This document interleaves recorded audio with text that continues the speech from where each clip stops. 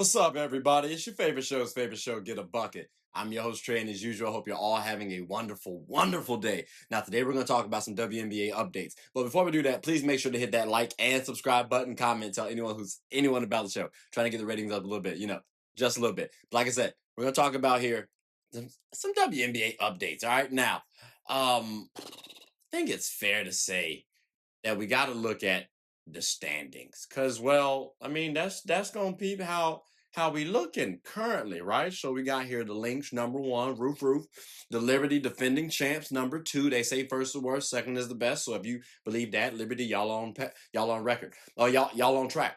Atlanta Dream number 3, Mercury number 4, Fever Commissioner Cup champs number 5, Aces number 6, Storm number 7, and the Valkyries at number 8. Now, right here, if you look, you see a team highlighted. That's my Sparks. We're number 9. All right, but we right around the corner from reaching that playoffs race. You know what I'm saying? Then we outlasting the Mystics. They number 10, and then the Sky, Wings, and Sun round out the final 3 teams. Now, remember this listing, ladies and gentlemen, because it is going to be important. It is going to be important to note.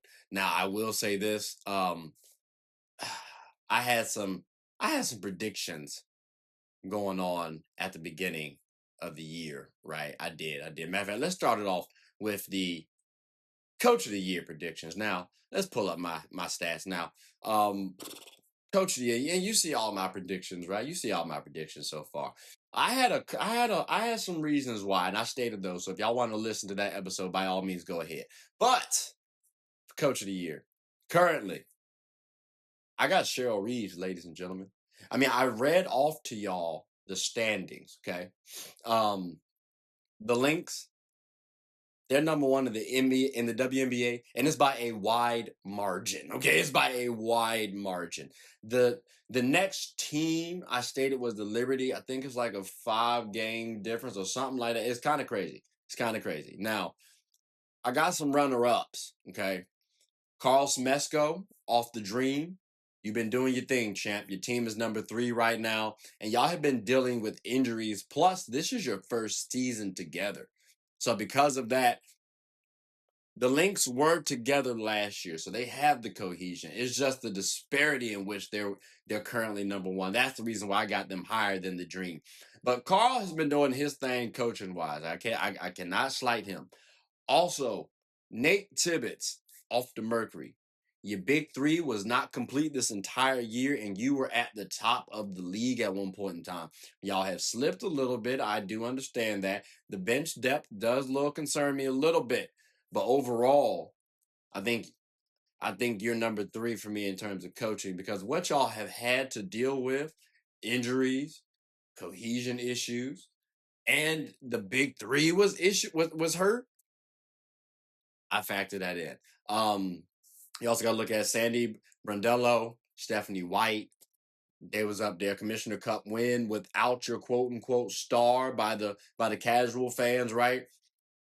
I like her. So again, you see Stephanie, you saw Sandy, Karl's up there. I didn't talk about Becky because the Aces ain't really doing their thing. But again, though, ladies and gentlemen, that's Coach of the Year. Now, most improved. I had some people listed up here, and it was some young guns. I'm not gonna lie to y'all, 'cause I was really hoping that they would vault out right in terms of things that I needed to see. Some of them did do well, like Aaliyah Boston has done a wonderful job. Angel Reese has improved. Caitlin Clark's been injured. Aaliyah Edwards was injured, and she also recently got traded. Like this listing, Nalissa Smith got traded her damn self, and Ezzie Magbagor, she's been doing pretty well, actually. She might be she's leading the WNBA in blocks. But I don't know if that's enough to get MIP, because I think she might have been doing that last year. So currently constructed right now, I don't think there's a player that is most improved, deserves it more than Kayla Thornton from the Golden State Valkyries. Like, let me know who else deserves it more. Champion last year, role player, giving about 6 points, 5.5 points per game, and then we divvy out an all-star season. Like, she was selected for the all-star team, ladies and gentlemen, not as a reserve. most improved, without question, Kayla Thornton. If you have somebody else, I would really love to hear it. But if she don't win, somebody's cheating in the WNBA and an investigation really needs to take place. I don't care when she was injured. She played enough games to get most improved because she was an all-star. So argue with your mama. Now, 6th Woman of the Year. We can argue a little bit about. I had some question marks about this. So as y'all see, I had Natasha Cloud on mine, right? Brianna Jones on mine. Cheyenne Parker-Tyus on mine, and Dana Evans. Dana has been hooping a little bit. Brianna has not been the 6th woman. She's been starting. My bad. I ain't know. Like, same with Natasha Cloud.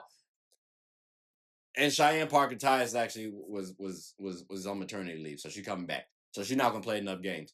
But the top two, though, for me, damn, they starters. But they could have been bench players, no lie. And when their teams actually get healthy, well, at least the Liberty, Natasha could come off the bench. We'll see what happens. But in the meantime, my current 6th Woman of the Years. This one's interesting. I might have to have Naz Hillmon leading the helm, ladies and gentlemen, because the Atlanta Dream, like I said, have had injuries. She's played all the games, and she's performing quite well. 9.6 rebounds, 2 assists, 0.4 steals, 0.5 blocks on 48% from the field, 32 from the 3, 82 from the free throw line. That's not bad. That's not bad. So again, the Dream are 3rd, and they dealt with a lot of injuries. Naz Hillmon has helped them out tremendously. As a 6th woman, yeah, helped them out. So again, Naz Hillmon, that's my 6th Woman of the Year right now. But Sammy Whitcomb from the Mercury does have something to say, because I do hear you, you know what I'm saying? Like 10 points, 3 rebounds, 3 assists, 0.8 steals, 0.2 blocks on 39, 34, 84 splits. Now, here's the thing, though. She has started 18 games out of the 29 she's played, so she's going to have to come off the bench at some point in time a little bit more. But if that happens, she's going to have something to say. Same with Dana Evans, who, as y'all see, I do have on the screen still, right? She's just not given the production that I would have wanted. I would have wanted to see a little bit more production from her. But again, though, if we can get a little more uptick from her, and if the Aces can get up there a little bit in ranking, she may have a shot. Jessica Shepard, she has an advantage over Naz Hillmon right now because her team is currently number 1. And again, it's by a wide margin. So when we're looking at this, Jessica Shepard giving me 7.7 rebounds, 2 assists, 0.4 steals, and 0.1 blocks. Efficiency is not that good. I mean, field goal percentage, she's shooting 60. She's shooting better from the field than she is from the free throw line. Like that's she's not shooting that, and she's not shooting threes. So again, I do like her as a player, and the team help her out. But I would like to see Naz Hillmon win for 6th Woman of the Year if the season were to end today, if the Dreamer if the Dreamer made a top 3 seed. I would like to see Naz Hillmon get it over a Jessica Shepard. And then if Emma Meesman can come off the bench, someone like Emma, I think Natasha started way too many games. Emma's going to have to come off the bench for the Liberty, someone on Liberty to win it. Maybe they have a shot. But those 4, those 4 are my favorites right now to win 6th Woman of the Year. So, you know, I'm biasly pulling for Dana just because she hit she was on my list initially for predictions. But let's see what happens. Rookie of the Year. This one's going to be easy peasy lemon squeezy, ladies and gentlemen. Paige Beckers. I told y'all before, I'm going to say it again. It's a cut and dry answer. She's the best rookie. She's one of the best players in the league right now. I said one of the best players. She was an all-star this year. I'm not saying top 10. We're not getting there yet. I'm saying one of the best players. So again, Paige Beckers, Rookie of the Year. Is it really up for discussion? Her competition was Sonia Citron and Kiki Iriefin, who they both were all-stars this year. It's just that it's levels to this. I'm sorry. So again, Paige, tip of the cap, and I'm pissed at the fact that my Sparks could not win number 1 draft pick last year. That's all I'm saying. Because we would have had Paige Beckers with Kia Jackson, Cameron Brink, Osre Stevens, and oh my gosh, Derek Hamby, bro. We would have been killing. That's all I'm saying. But speaking of killers, let's go ahead and move on up to the DPOYs, which y'all can see on the screen. I had Brittany Griner, Alyssa Thomas, and Napheesa Collier as my expectations for DPOYs. Well, ladies and gentlemen, I can confidently say only one of them messed up my expectations, daggone it. And the reason why I say that, my DPOY right now is Napheesa Collier. She's top in defensive rating and win shares if you want to base it off stats, right? But the team, again, number one, they look like juggernauts when she's on the court. They still look good when she's off the court, but they really look solid when she's on the court. And she can guard 1 through 5 without question. So in terms of DPOY, the reigning DPOY, she got it. Now her competition is Alyssa Thomas and A'ja Wilson. Alyssa Thomas, you can make the argument that Napheesa Collier has 3 other players that are in the top 10 defensive rating, right? So if you look at it from that perspective and coming at it from an analytical standpoint, okay, cool. Alyssa Thomas might be more of a defensive anchor than Napheesa Collier. I hear that. Satu's the only other player on the Mercury in the top 10 for defensive rating. So cool. You got 3 for Fee, 1 for Alyssa Thomas. I've made that case for Fee for MVP, so I hear it for Alyssa Thomas. When I look at Fee, though, there's a little bit of a distinction. Like, Alyssa Thomas can guard the 1s and 2s, but I think Fee guards the perimeter a little bit better personally. Alyssa Thomas can guard 1 through 5 as well, but in terms of fluidity, I think I give the nod to Fee just a little bit more. But again, though, you want to base it off of teammates. I do hear you for Alyssa Thomas. And then, well, A'ja Wilson, she has no other teammate in the top 20 defensive win shares. And her team ranking hurts, plus your team's past success.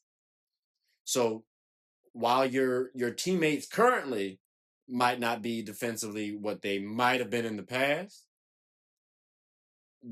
kind of hurts you a little bit, A'ja. But again, ladies and gentlemen, if you feel like she's DPOY, I hear that argument too because of the others supporting cast. Just remember, though,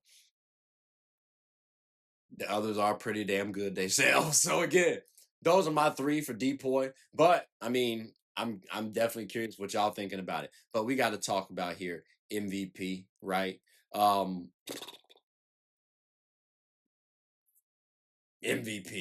You know what I mean? Like who we got? Who we got, ladies and gentlemen?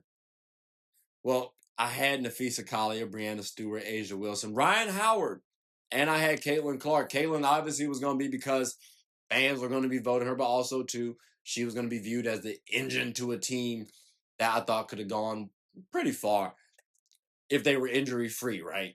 And if she was playing.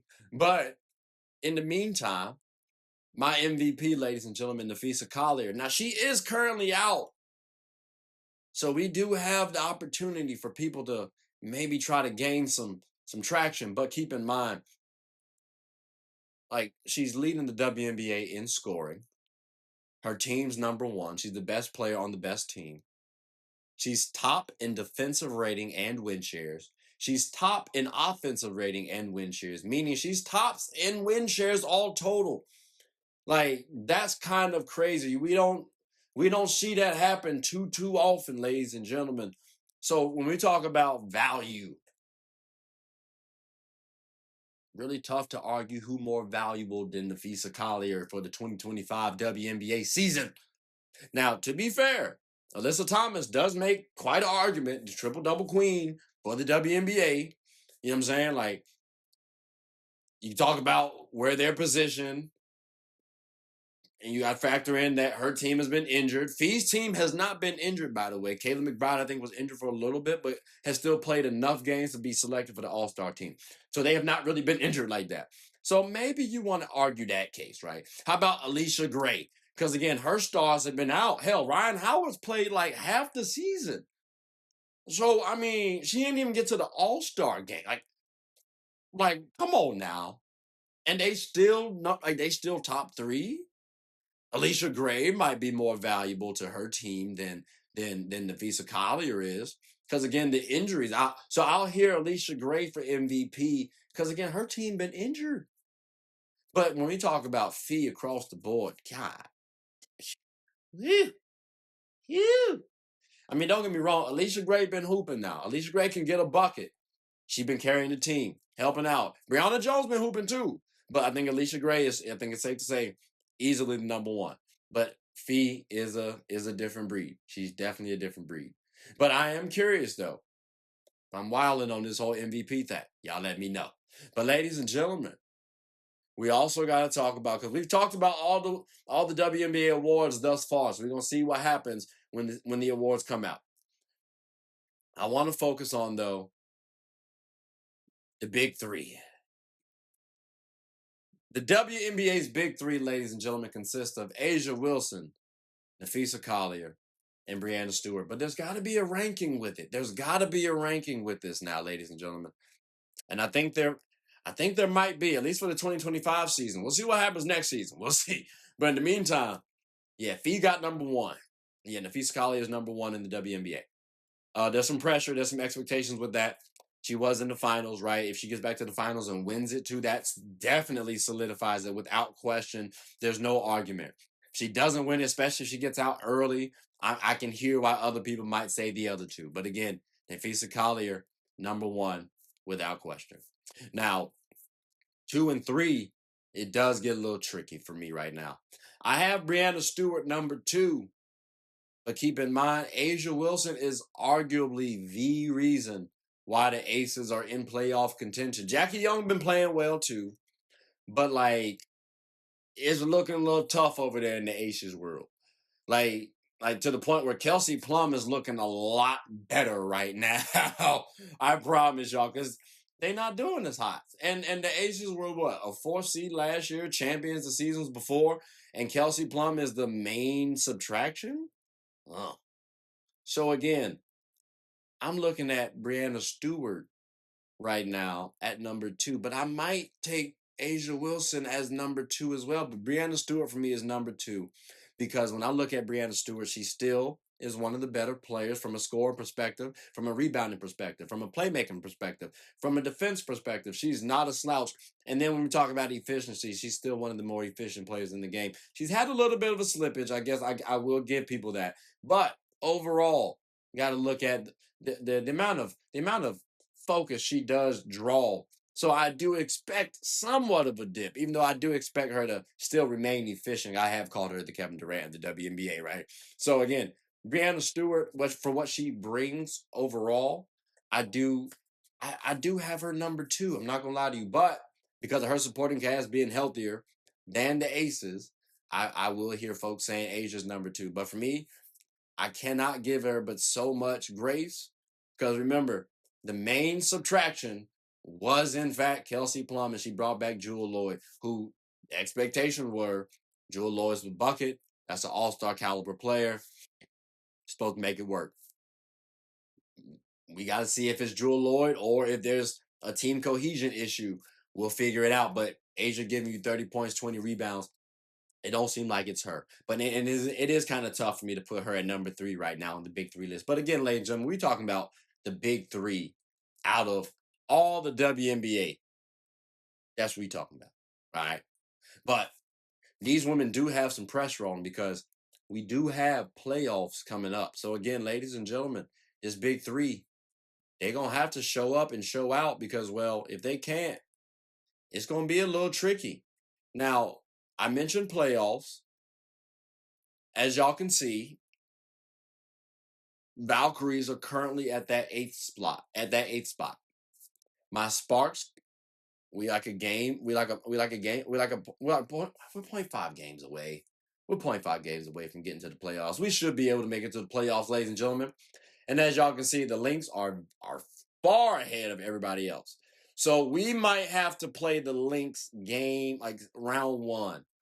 And that could get ugly because they got all the pieces to beat our ass.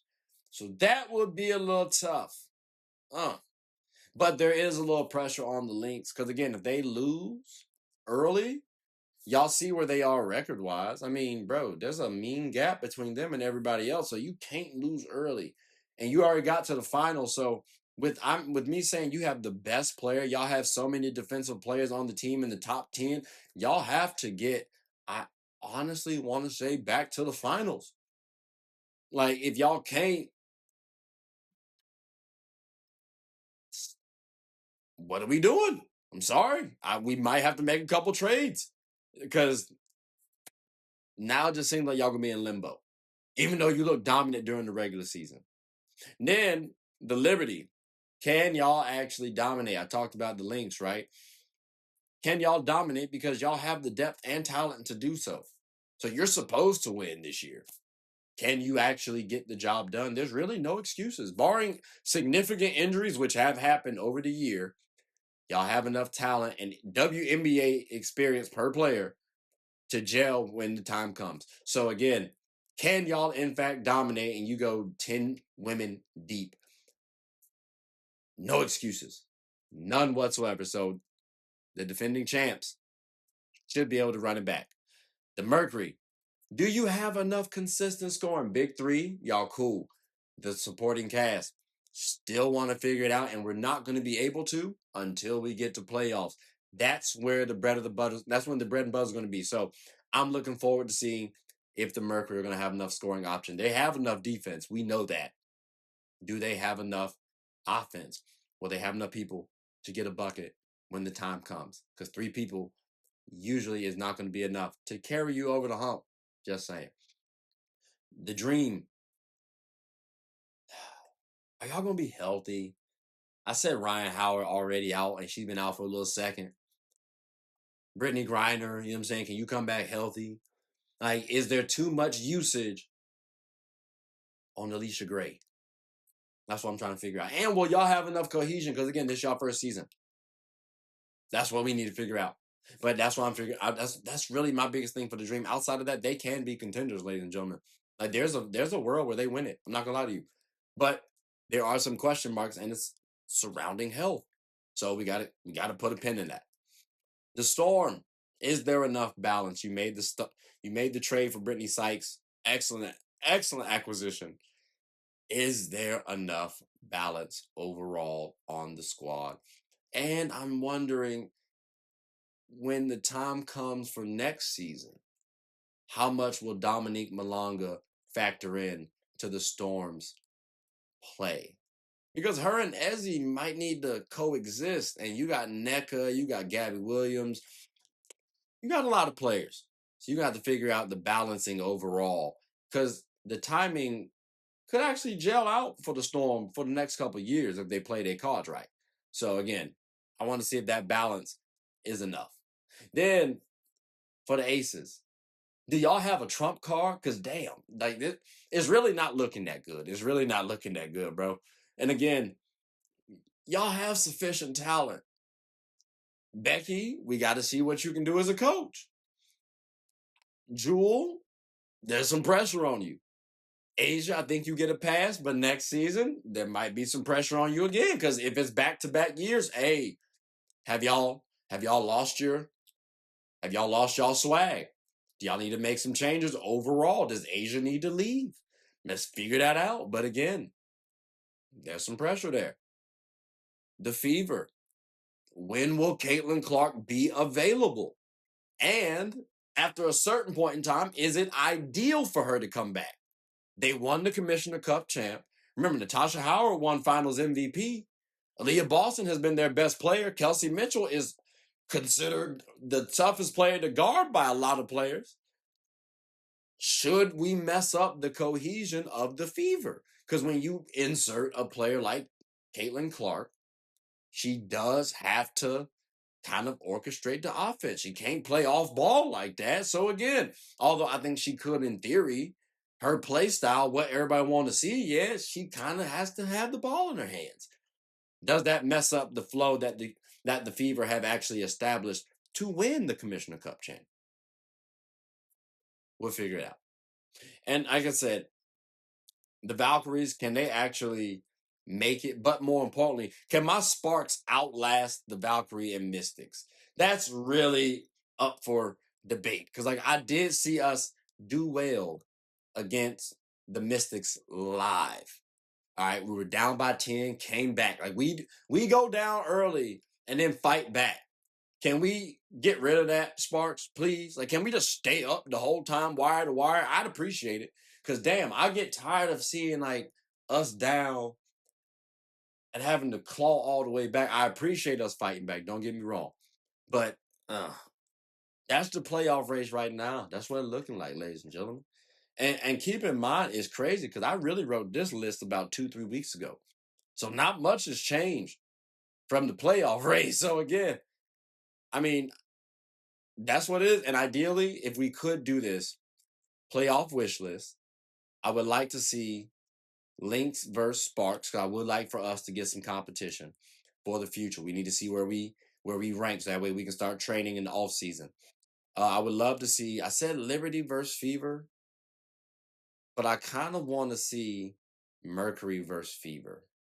I do, but that's only if Caitlin Clark is playing. If not, then I'll go Liberty versus Fever, Dream versus Mercury, because I want to see Brittany Griner return back home. Maybe she amps up her play, and then you got the Storm versus the Aces, or you can switch the Lynx and Aces and Storm and Sparks, because again, NECA was on my Sparks, so was Brittany Sykes. Nice little back and forth. I would appreciate it. Plus, we do have history with the trades. I've talked about that on the show before. I would like to see that. But again, ladies and gentlemen, those are my wish lists that y'all heard. So again, I think we about covered all the updates that we got. So I think that about does it for the show, ladies and gentlemen. But I want to hear from y'all. Are there any updates that I missed? Is there anything that y'all want to talk about? How do y'all feel about the season awards? What about the big three? Is my ranking off? I'd love to hear that. And then my playoff race. Did I mess up anything? Anybody? Anybody at all? Y'all let me know. But, ladies and gentlemen, I hope y'all continue to watch the WNBA and support it, as well as continue to support my show. So, again, my name is Trey. I am the host of Get a Bucket. Please make sure to like, subscribe, comment, tell anyone about my show. Hope you all are having a good one. Take care.